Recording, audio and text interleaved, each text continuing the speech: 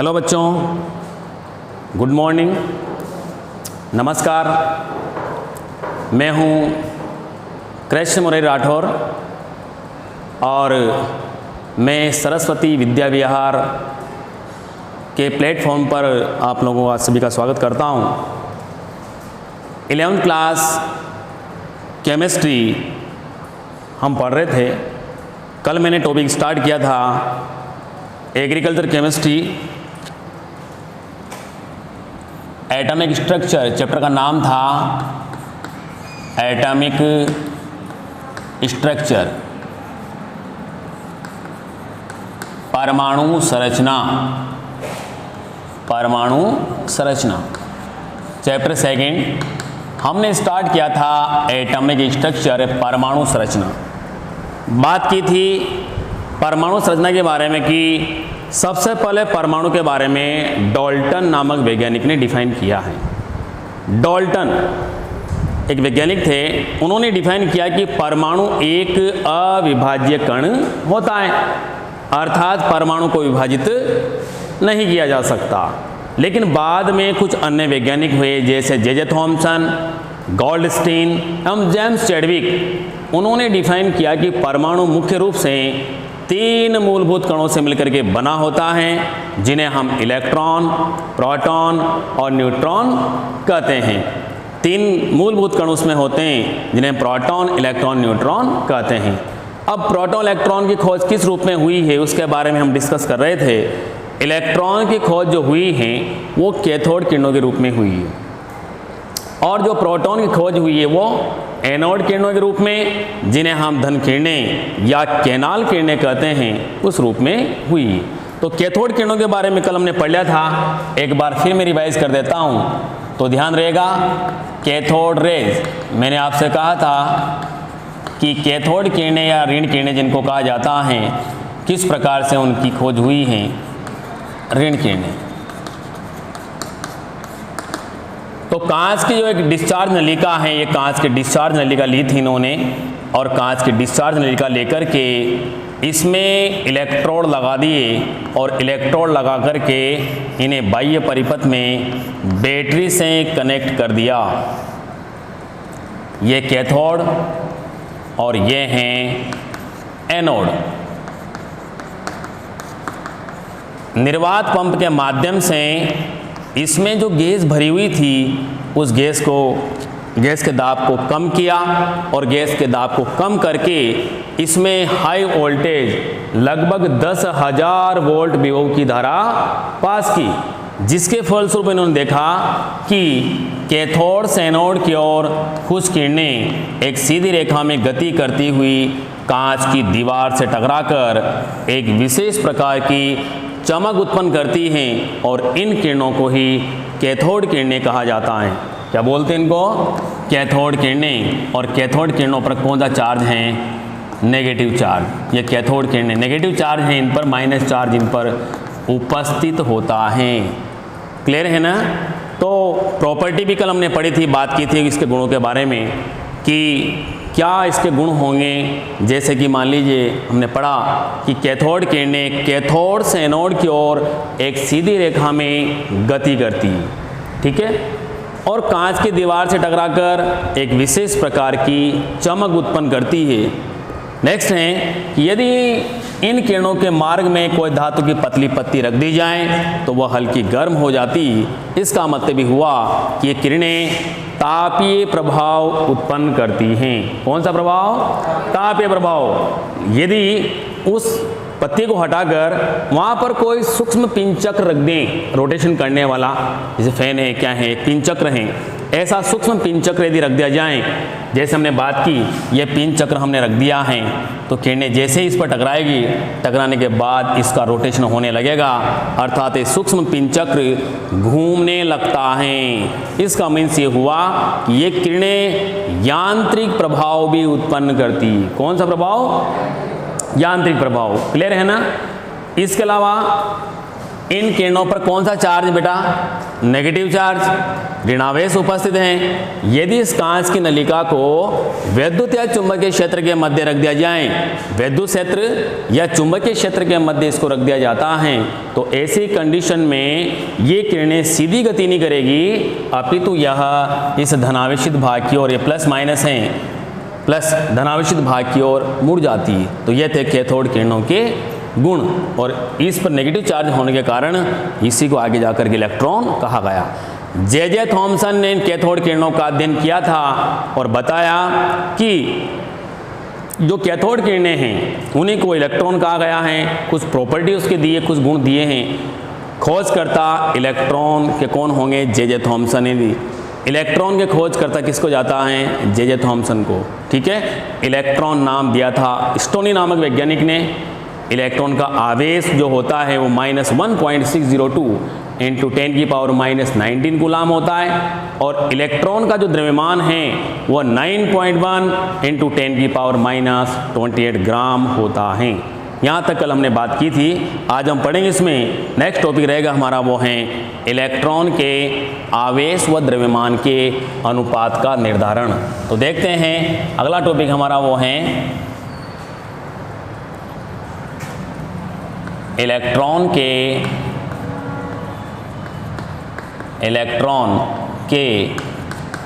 आवेश व द्रव्यमान, इलेक्ट्रॉन के आवेश व द्रव्यमान के अनुपात का निर्धारण। बेटा कैथोड किरणों के बारे में हमने बात की थी, तो इसकी आपकी वीडियो मिल जाएगी। कल हमने वीडियो बनाई थी, आपको मिल जाएगी वो। उसके बाद नेक्स्ट टॉपिक अपना वो है इलेक्ट्रॉन के आवेश व द्रव्यमान के अनुपात का निर्धारण किस प्रकार से किया जाता है, उसके बारे में हम बात करेंगे यहाँ पर। तो ध्यान सुनिए, इलेक्ट्रॉन के आवेश व द्रव्यमान का निर्धारण किया था जे थॉमसन ने।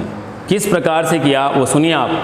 जे थॉमसन ने कैथोड किरण नलिका का यूज़ किया, उसका उपयोग करके उस पर विद्युत या चुंबकीय क्षेत्र, विद्युत क्षेत्र या चुंबकीय क्षेत्र लागू करके इलेक्ट्रॉन के आवेश व द्रव्यमान के अनुपात का निर्धारण किया।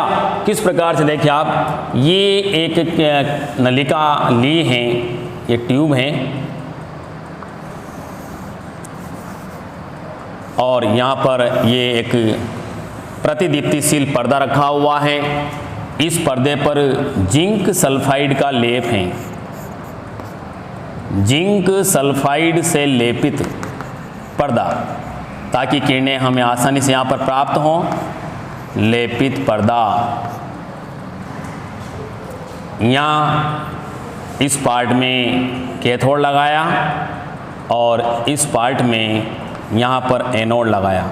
यह है कैथोड, ये कैथोड ट्यूब है, ये एनोड है, ठीक है।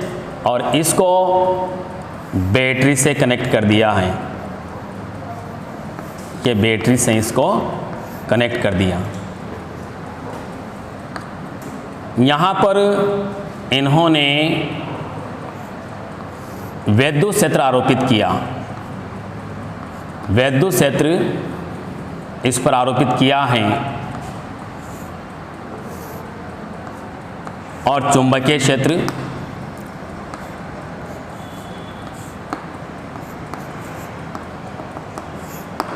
यह है चुंबकीय क्षेत्र। वैद्युत या चुंबकीय क्षेत्र की उपस्थिति में इन इलेक्ट्रॉनों की गति को देखा है और आवेश और द्रव्यमान के अनुपात का निर्धारण किया है। यह है वैद्युत क्षेत्र। देखिए आप, तो क्या होता है, ये किरणें बिल्कुल सीधी गति करती है।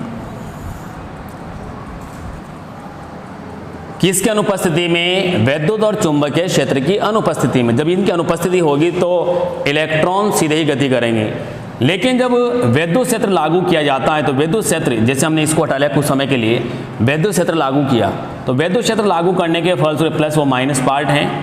वैद्युत क्षेत्र को जैसे लागू किया, यहाँ आने के बाद ये जो विकिरणें हैं ये यहाँ से इस नलिका के बिंदु ए पर प्राप्त होती है। मतलब उसका विचलन बढ़ जाता है। विद्युत क्षेत्र की उपस्थिति में इलेक्ट्रॉनों का विचलन बढ़ जाता है और ये नलिका के बिंदु ए पर प्राप्त होती है।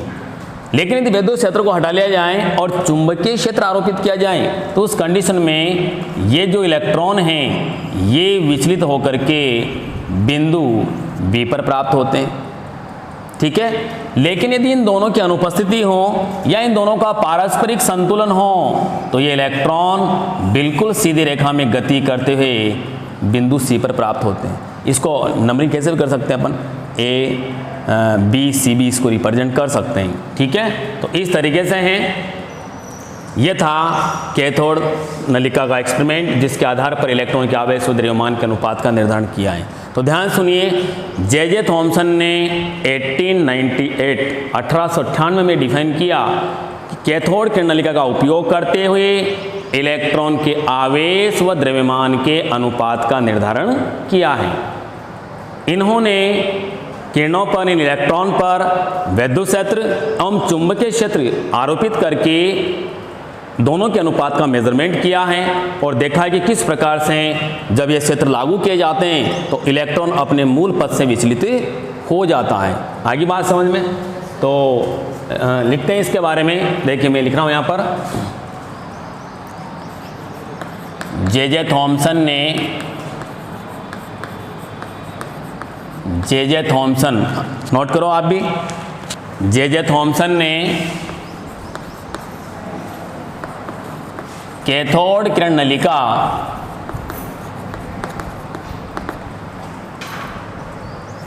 देखो बेटा, बोर्ड नजर आ रहा है ना पूरा, देखो तो ये बोर्ड आ रहा है यहाँ तक नजर, पूरा देखो देखो।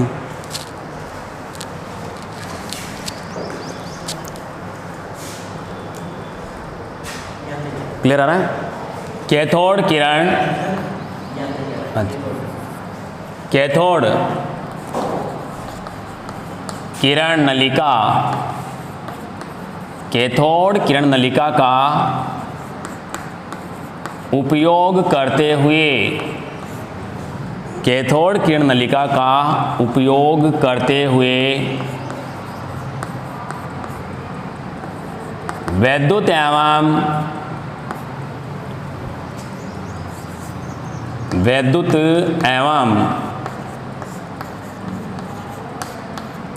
चुंबकीय क्षेत्र, विद्युत एवं चुंबकीय क्षेत्र की उपस्थिति में,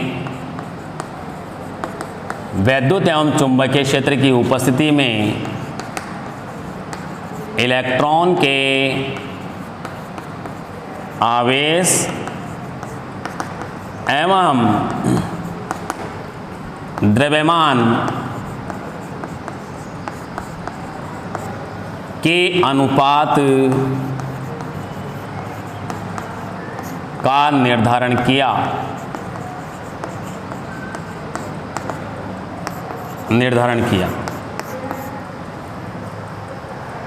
जे थॉमसन ने 1898 में कैथोड किरण नलिका का यूज करते हुए विद्युत एवं चुंबकीय क्षेत्र की उपस्थिति में इलेक्ट्रॉन के आवेश व द्रव्यमान के अनुपात का निर्धारण किया है, ठीक है। अब ये डायग्राम बनाओ।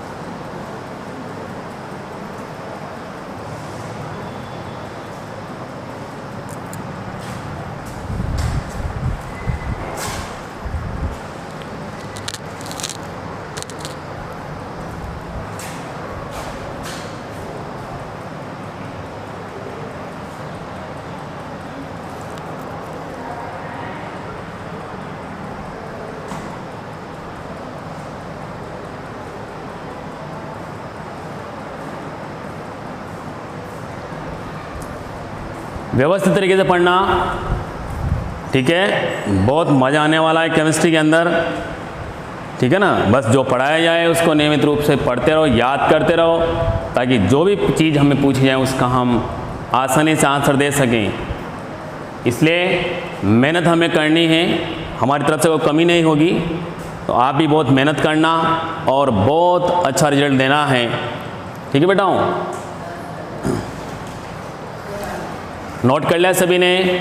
तो ध्यान सुनिए, अब हम बात कर रहे हैं, ये कैथोड पार्ट एनोड पार्ट हैं, इन्होंने विद्युत क्षेत्र और चुंबकीय क्षेत्र को लागू किया है। किस प्रकार से इलेक्ट्रॉन अपने पथ से विचलित होते हैं? तो ध्यान रहे कि जब विद्युत क्षेत्र लागू किया जाता है तो इलेक्ट्रॉन अपने मूल पथ से विचलित होते हुए नलिका के बिंदु ए पर प्राप्त होते हैं, ठीक है। लेकिन यदि इस विद्युत क्षेत्र को यहाँ से हटा लिया जाए और यहाँ पर चुंबकीय क्षेत्र यदि लागू किया जाता है तो ऐसी कंडीशन में ये इलेक्ट्रॉन मूल पथ से विचलित होते हुए नलिका के बिंदु बी पर प्राप्त होते हैं। लेकिन यदि विद्युत एवं चुंबकीय क्षेत्र दोनों का पारस्परिक संतुलन हो तो ऐसी कंडीशन में जो इलेक्ट्रॉन हैं वो बिल्कुल सीधे ही प्राप्त होते हैं, बिंदु नलिका के बिंदु सी पर प्राप्त होते हैं। क्योंकि जब दोनों का पारस्परिक बैलेंस होगा, जब दोनों का पारस्परिक संतुलन होता है तो इलेक्ट्रॉन न तो ट्यूब के इस ऊपर वाले पार्ट में न निचले वाले पार्ट में वो ट्रांसफर होता है, अपितु वो बिल्कुल सीधा का सीधा ही जाएगा। तो हमें बिंदु वो सी पर प्राप्त होता है, ठीक है।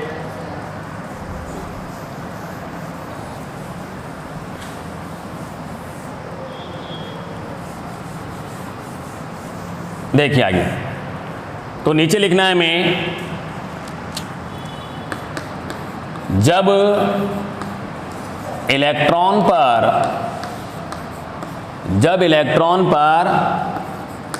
विद्युत क्षेत्र लागू किया जाता है,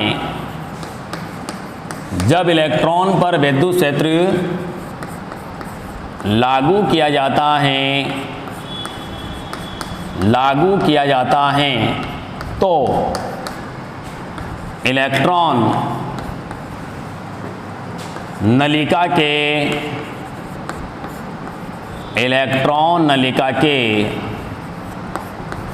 बिंदु ए पर प्राप्त होते हैं। लेकिन यदि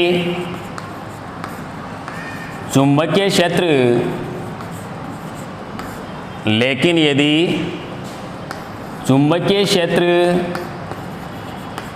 आरोपित किया जाता है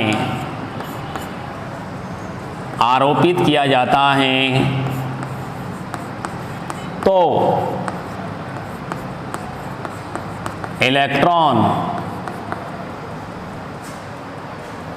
मूल पथ से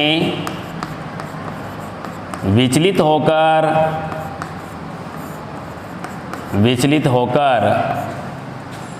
बिंदु, यानी लिखो नलिका के बिंदु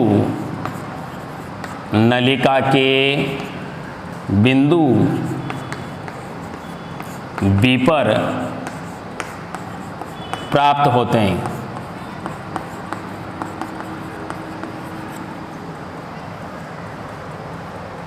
डायग्राम में स्पष्ट है, अभी हमने बात की थी। लेकिन यदि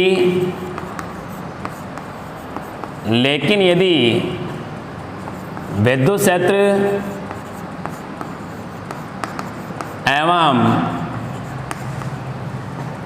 चुंबकीय क्षेत्र का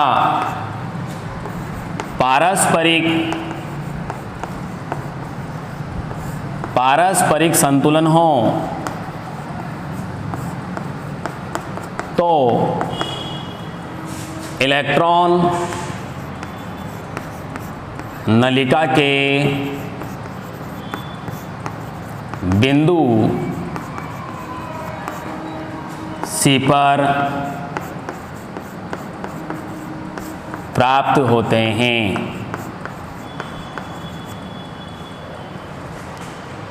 प्राप्त होते हैं। तो ध्यान रहे, वैद्युत एवं चुंबकीय क्षेत्र की उपस्थिति में इलेक्ट्रॉनों का मूल पथ से विचलन बढ़ जाता है। इलेक्ट्रॉन मूल पथ से, जिस डायरेक्शन में वो जाना चाह रहे थे उधर नहीं जा पाते और वहां से विचलित होकर के वो उनकी दिशा परिवर्तित हो जाती है। तो ध्यान रखना होगा, इन्होंने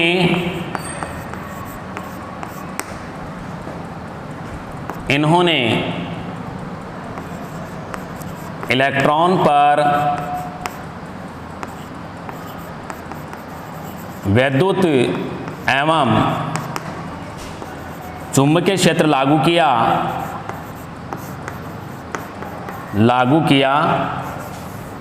चुंबकीय क्षेत्र लागू किया, तो इलेक्ट्रॉनों का मूल पथ से विचलन, मूल पथ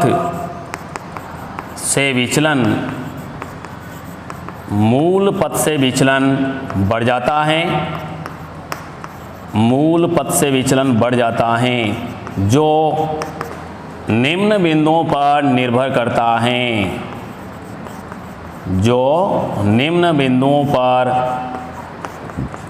निर्भर करता है। तो ध्यान रहे, क्या क्या इन्होंने इलेक्ट्रॉन पर वैद्युत और चुंबकीय क्षेत्र लागू किया है। तो इलेक्ट्रॉन अपने मूल पथ से विचलित हो जाते हैं, उनका डायरेक्शन चेंज हो जाता है। ये किस पर निर्भर करता है? कुछ बिंदु हैं जिसके आधार पर हम ये डिफाइन करने वाले हैं कि इलेक्ट्रॉनों का मूल पथ से विचलन किस प्रकार से होता है। देखते हैं, नोट कर लिया होगा यहाँ तक सभी ने? ठीक, रब कर दो बेटा।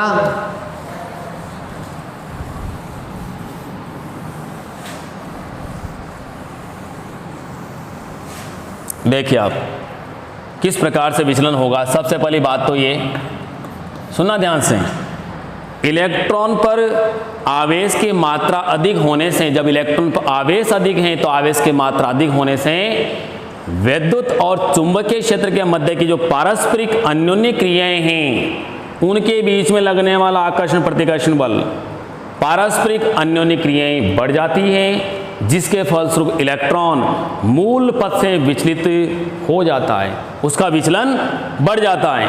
तो ध्यान रहे कि जब इलेक्ट्रॉन पर आवेश ज़्यादा होगा तो ऐसी कंडीशन में वैद्युत व चुंबकीय क्षेत्र की उपस्थिति में इलेक्ट्रॉन अपने मूल पथ से विचलित हो जाता है। क्यों?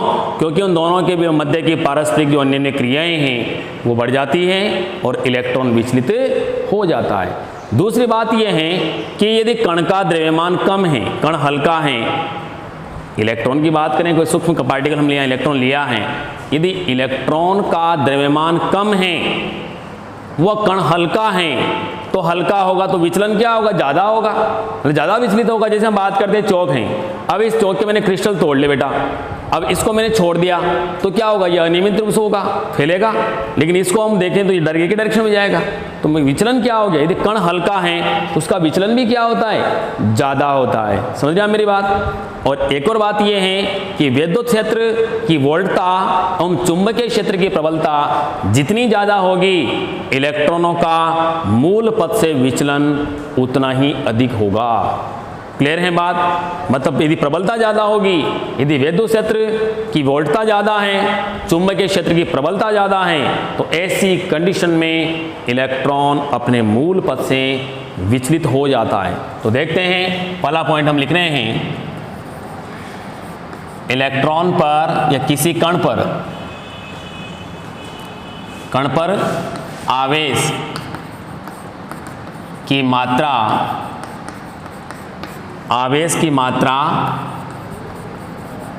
अधिक होने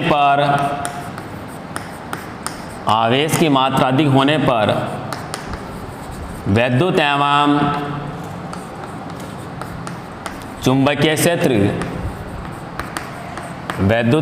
चुंबकीय क्षेत्र के मध्य की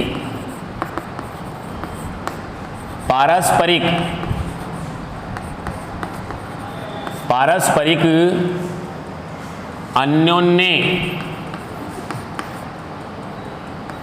पारस्परिक अन्योन्य आकर्षण बल बढ़ जाता है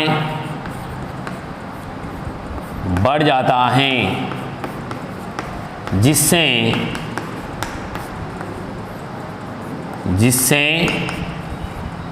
कण का विचलन अधिक होता है। पहली बात तो ये। सेकंड पॉइंट है कण का द्रव्यमान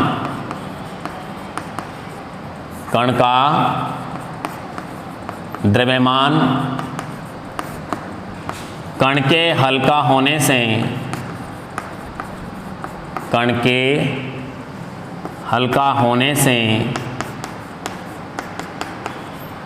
विचलन भी अधिक होता है।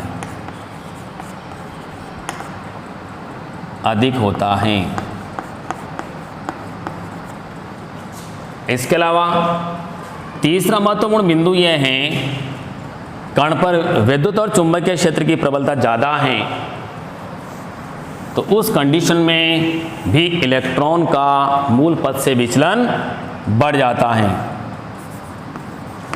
विद्युत एवं चुंबकीय क्षेत्र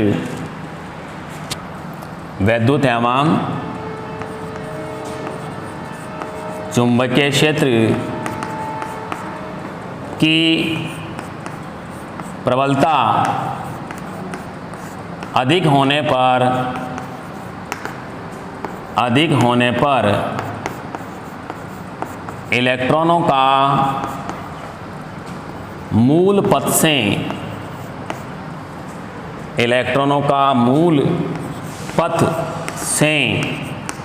विचलन बढ़ जाता है। तो ध्यान रहे, जब विद्युत क्षेत्र या चुंबकीय क्षेत्र की प्रबलता ज़्यादा होगी तो ऐसी कंडीशन में इलेक्ट्रॉन मूल पथ से विचलित हो जाता है। तो यह था विचलन, किस प्रकार से इनमें विचलन होता है। क्लियर है। अब इन्होंने क्या किया, इलेक्ट्रॉन पर विद्युत क्षेत्र या चुंबकीय क्षेत्र, इन दोनों में से किसी एक को लागू करके इलेक्ट्रॉन के आवेश व द्रव्यमान के अनुपात का निर्धारण किया। तो क्या मान प्राप्त होगा, देखिए आप। थॉमसन ने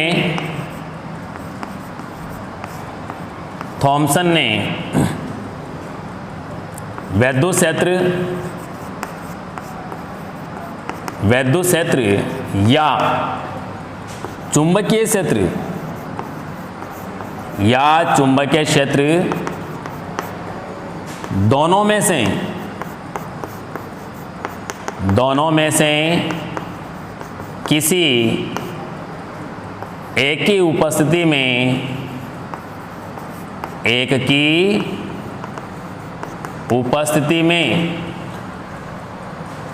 उपस्थिति में इलेक्ट्रॉन के आवेश व द्रव्यमान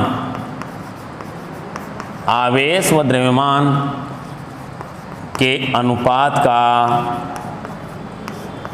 निर्धारण किया।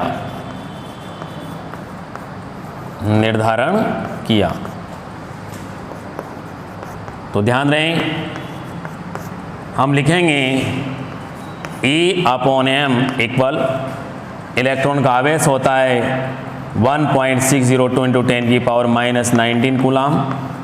लेकिन ध्यान दें,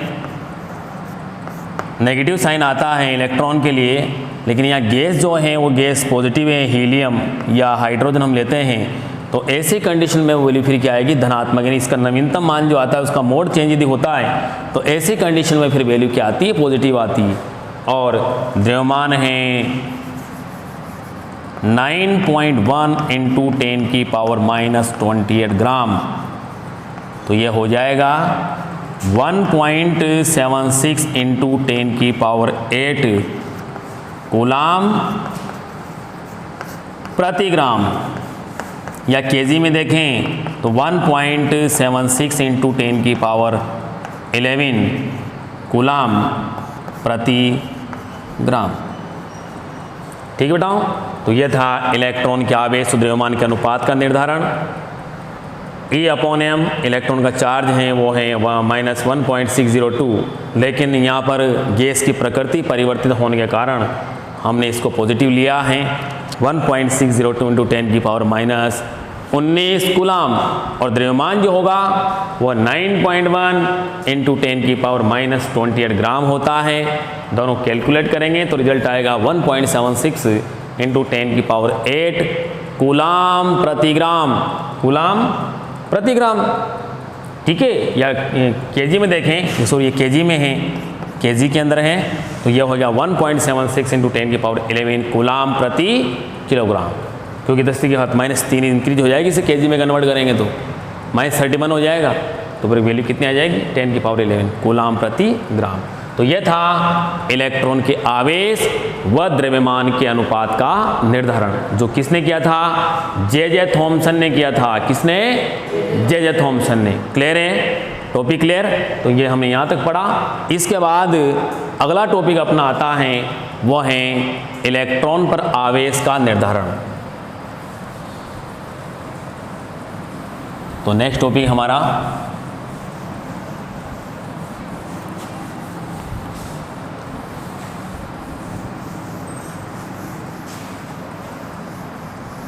अगला टॉपिक है इलेक्ट्रॉन के आवेश, इलेक्ट्रॉन के आवेश का निर्धारण। आवेश का निर्धारण किस प्रकार से इलेक्ट्रॉन के आवेश का निर्धारण किया गया? तो ध्यान सुने, इलेक्ट्रॉन के आवेश की बात की जा रही है तो R.A. मिलिकन एक वैज्ञानिक था। उस R.A. मिलिकन ने इलेक्ट्रॉन के आवेश का निर्धारण किया है एक प्रयोग के माध्यम से, और उस प्रयोग को कहा जाता है मिलिकन का तेल बूंद प्रयोग। तेल बूंद प्रयोग के आधार पर रिजल्ट निकाला है कि इलेक्ट्रॉन का चार्ज क्या होगा, इलेक्ट्रॉन का आवेश क्या होगा। तो हम बात करें इलेक्ट्रॉन के आवेश के निर्धारण की, कि इलेक्ट्रॉन के आवेश का निर्धारण किस प्रकार से किया गया। और ये एग्जाम में क्वेश्चन पूछा जाता है कि इलेक्ट्रॉन के आवेश का निर्धारण किसके द्वारा किया गया है, तो हमारा आंसर होगा मिलिकन का तेल बूंद प्रयोग। क्लियर? तो ध्यान सुनिए,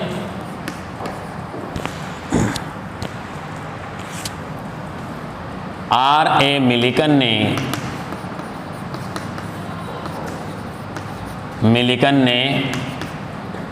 इलेक्ट्रॉन के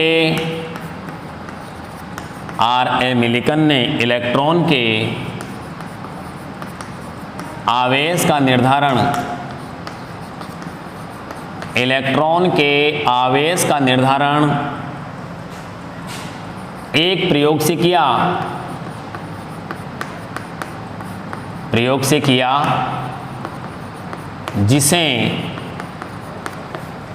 जिसे मिलिकन का तेल बूंद प्रयोग कहते हैं। तेल बूंद प्रयोग कहते हैं, मिलिकन का तेल बूंद प्रयोग कहते हैं। ठीक है, तो यह है इलेक्ट्रॉन के आवेश का निर्धारण एक प्रयोग से किया गया है, जिसको कहा गया है मिलिकन का तेल बूंद प्रयोग। और इसके आधार पर मिलिकन ने देखा, इन्होंने पाया, यह लिखो, इसके आधार पर या इस प्रयोग के आधार पर, इस प्रयोग के आधार पर इन्होंने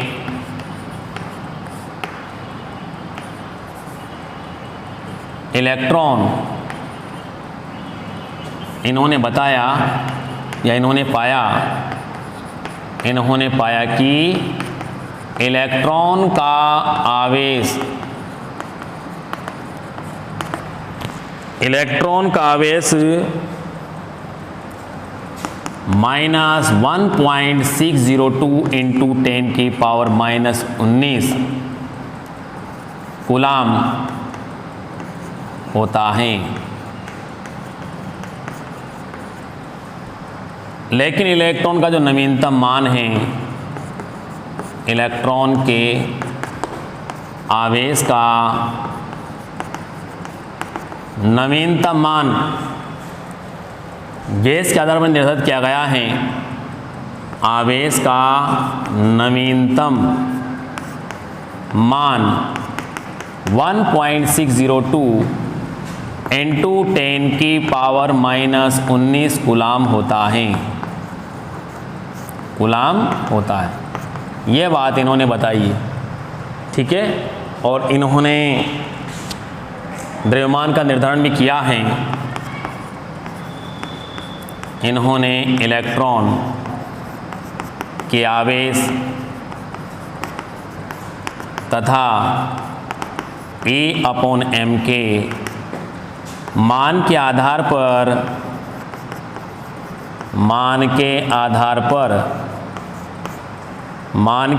पर इलेक्ट्रॉन का द्रव्यमान निम्न प्रकार ज्ञात किया।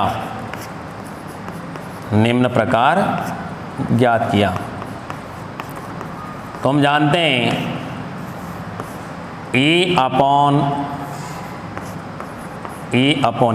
इक्वल होगा, इलेक्ट्रॉन का आवेश हमने पॉजिटिव लिया यहाँ पर 1.602 इंटू 10 की पावर -19 कूलाम अपॉन 1.76 इंटू 10 की पावर 8 कूलाम प्रति ग्राम। तो ये हो जाएगा 9.1 इंटू 10 की पावर -28 ग्राम।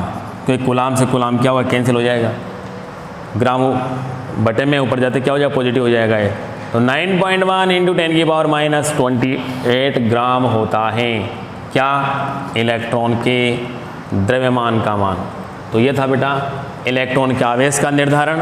मिलिकन के तेल बूंद प्रयोग के आधार पर जो इलेक्ट्रॉन का आवेश मिला वो था -1.602 इंटू 10 की पावर -19 कूलाम, ठीक है। अब मिलिकन बूंद प्रयोग क्या है वो हम देखते हैं। तो टॉपिक हमारा वो है इसी में मिलिकन का तेल बूंद प्रयोग। नोट कर लिया होगा आप लोगों ने। तो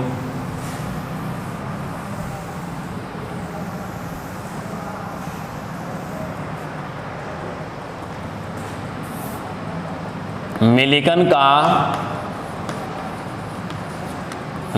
का तेल बूंद प्रयोग, मिलिकन का तेल बूंद प्रयोग। तो ध्यान सुने, जो मिलिकन है उस मिलिकन ने तेल बूंद प्रयोग किया है और उसके आधार पर निर्धारण किया है कि इलेक्ट्रॉन का आवेश हमें -1.602 इंटू 10 की पावर -19 कूलाम प्राप्त होता है। इन्होंने क्या किया, देखिए आप, ये एक संघनित्र लिया, कंडेंसर, ये संघनित्र इन्होंने लिया है और संघनित्र लेकर के इसमें 2 प्लेटें लगा दी। एक प्लेट ऊपर है और एक प्लेट नीचे है। ऊपरी वाले प्लेट को धनावेशित प्लेट रखा है, धनावेशित प्लेट, और निचली जो प्लेट हैं ये हैं ऋण आवेशित प्लेट, ऋण आवेशित प्लेट। इस धनावेशित प्लेट में इन्होंने एक होल बना दिया, मतलब छिद्र कर दिया, सूक्ष्म छिद्र कर दिया है, और यहाँ पर इन्होंने एक कणित्र लगाया। क्या लगाया, कणित्र, ये, और इसमें भर दिया इन्होंने तेल। ये तेल है और इसको कहा जाता है कणित्र, या कणित्र हैं ऑटोमाइजर।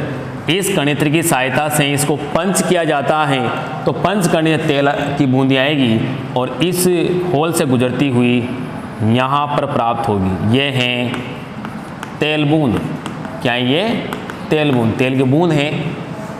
इस बूंद की जो गति है, इस बूंद की जो गति है, उस गति को एक सूक्ष्मदर्शी, ये सूक्ष्मदर्शी बनाया, एक सूक्ष्मदर्शी के द्वारा, सूक्ष्मदर्शी के द्वारा इन जो तेल की बूंदें गिर रही थी, इस तेल की बूंद का मेजरमेंट किया, उसका मापन किया कि तेल की जो बूंद है वो किस प्रकार से गिर रही हैं, उसकी तीव्रता किस प्रकार से है।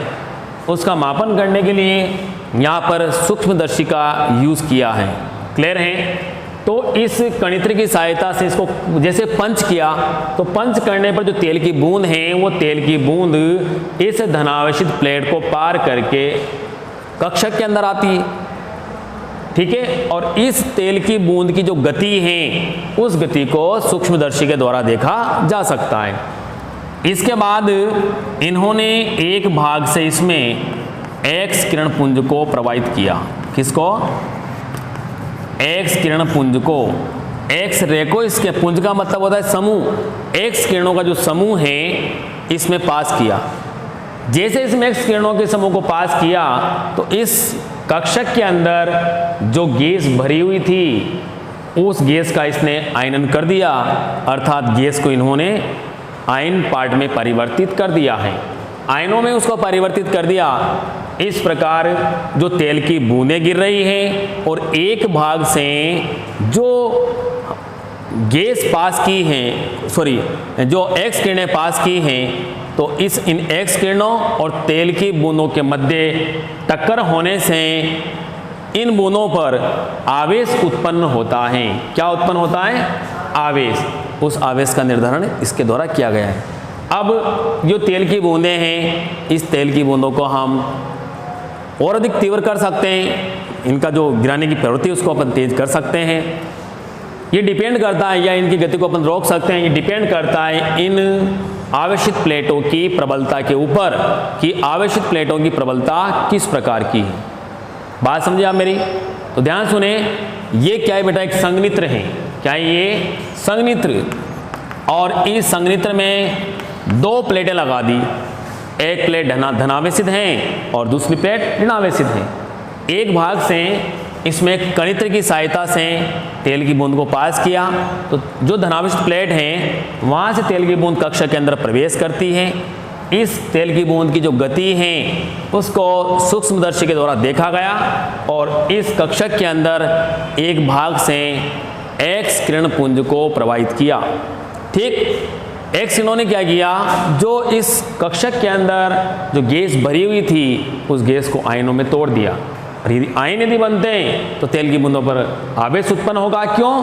क्योंकि तेल की बूंदें हैं और जो पुंज हैं किनका? एक्स रेज का, उनके बीच में संघट होता है। संघट का मतलब होता है टक्कर, और टक्कर होने से उन पर आवेश उत्पन्न होता है। तो इस प्रकार से मिलिकन के तेल बूंद प्रयोग के माध्यम से इलेक्ट्रॉन के आवेश का निर्धारण किया गया है। ठीक है? तो लिखते हैं,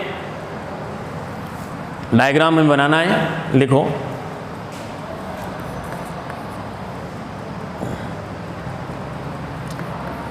मिलिकन ने संघनित्र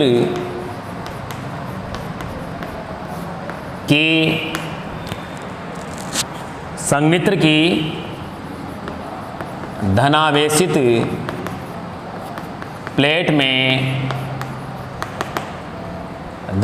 प्लेट में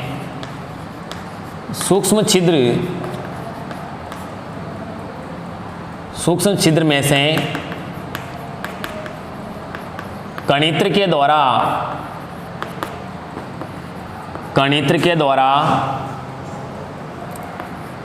तेल की बूंदों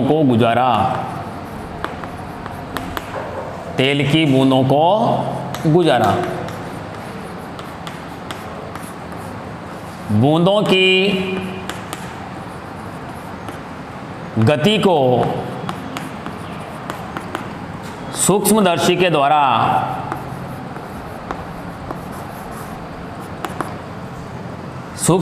के द्वारा देखा गया।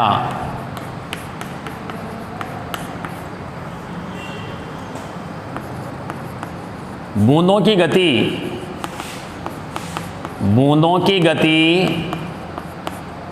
आवेशित प्लेटों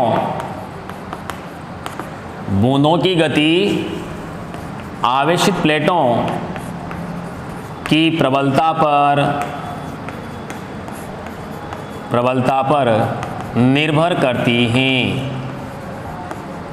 पर निर्भर करती हैं। कक्षक में एक भाग से एक्स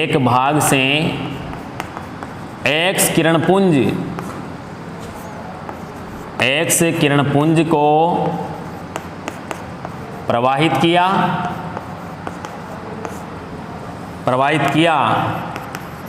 जो कक्षक में भरी गैस को आयनित कर देती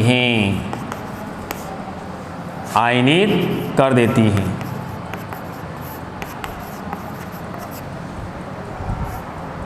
इस प्रकार तेल की बूंदों एवं